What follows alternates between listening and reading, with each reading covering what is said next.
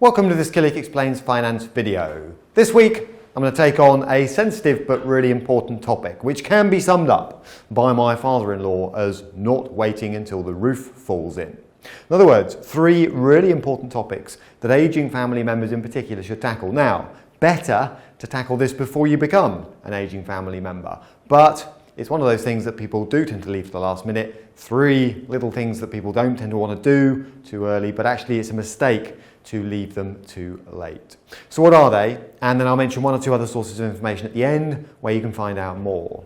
So in a nutshell, the background to today's topic is what? Well, nobody wants, this is the problem, to consider their own demise for pretty obvious reasons, and therefore planning on how you're going to set up family, friends and so on is for some people a sensitive, uncomfortable topic. But the earlier you can start at least thinking about it, better still discussing it with other family members, the better.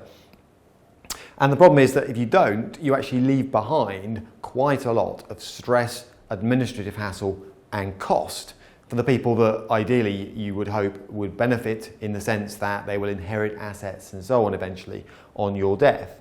And therefore, I reckon there are three things that families should talk about as early as they can. Number one, who will be my guardians, executors and beneficiaries? Now notice, three words in there. So three roles to think about: guardians, executors, beneficiaries. All of them require a little bit of care in order to get the roles right. So basically guardians are there to look after your children. So if you've got young children, as parents you need to be thinking about, well actually, who's going to look after them in the event that something happens to me? And then you've got the role of the executor. So executors are the people that will actually carry out the terms of your will as a form of trustee, if you like, on your death. And that's a really important set of responsibilities. And these are people that need to be, at least a little bit clued up, or have someone with them who's clued up on the rules, what they need to do, how you deal with the inheritance tax implications of a death estate, and so on. And then there are the beneficiaries. Who do you want to benefit from what is left of the death estate once any taxes have been settled? Friends, families, charities. Are you happy to leave a chunk of your estate to the government, for example? Some people are, some people much less so.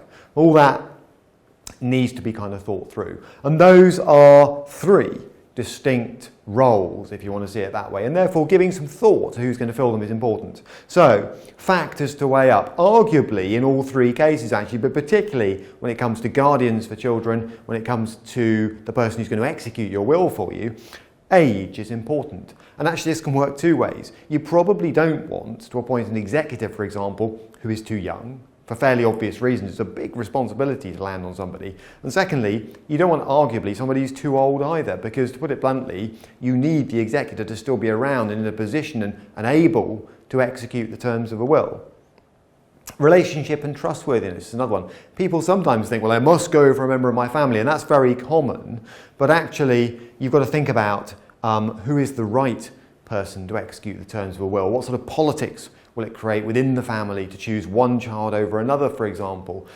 Is that a responsibility that they even want to take on and or are able to take on? And that comes on to the third point, really. And this is not just practical. People think, well, this is just a case of do they know the rules, or could they find somebody, appoint somebody to help them who does know the rules? But actually, there's an emotional side to this. Do you want one of your children to actually be the executor to your own will at all? Because at the time, they're going to be under huge emotional stress and pressure. Maybe that's a role that actually no one within the immediate family should be asked to fulfill. Now, there's no right answer here, but these are things that you need to think about. And thinking about them early makes them a little bit easier then to kind of manage and deal with. Two, who will I empower to act for me in the meantime? Now, what do I mean by that? What I mean is, as we age, unfortunately, it's possible to start to lose the ability to make financial decisions, run your own finances, particularly if you've got quite a sort of complex estate, as it were.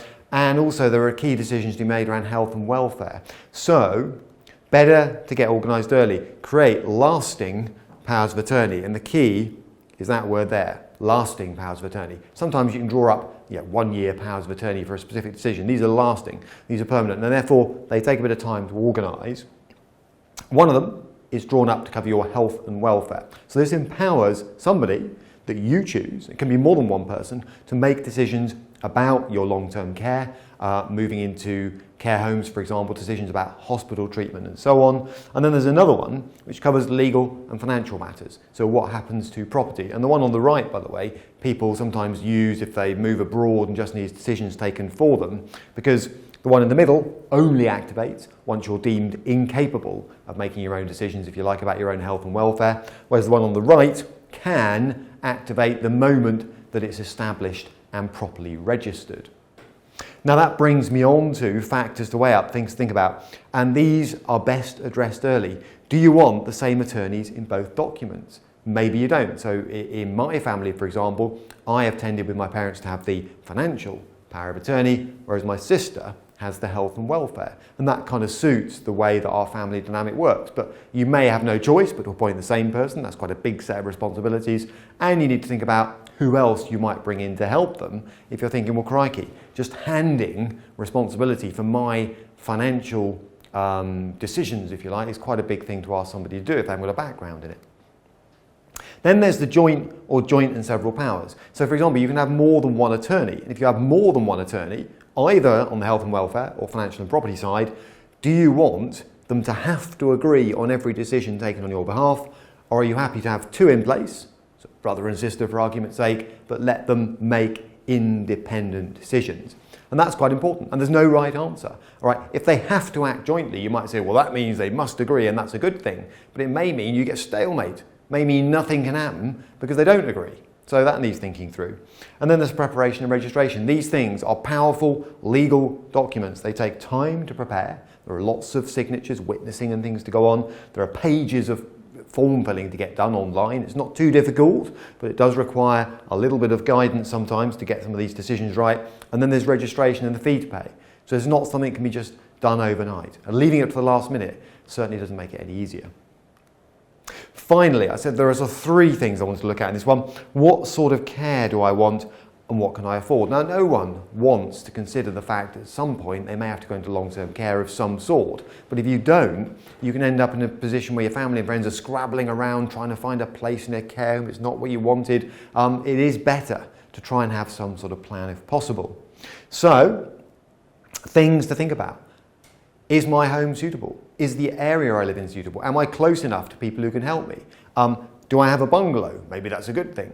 Do I have steep sets of spiral staircases in my current house? That's probably a bad thing. Do I need to think about modifying what I've currently got before I need the modifications, if that makes sense? When it comes to it, do I want people to come and live with me and help me out?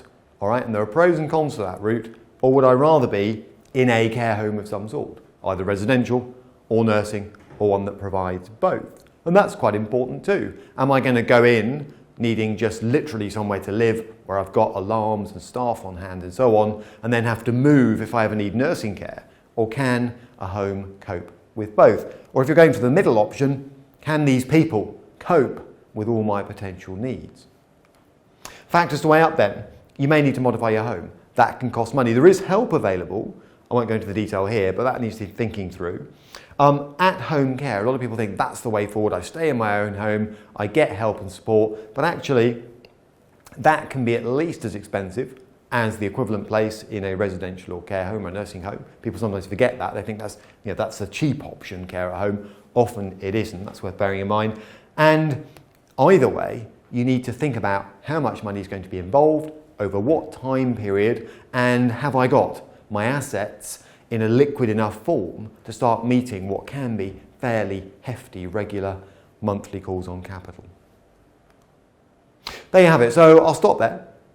To find out more about any of these topics, or all of them in combination, a couple of options. One of the recent issues of Confidant, this is on the website, okay?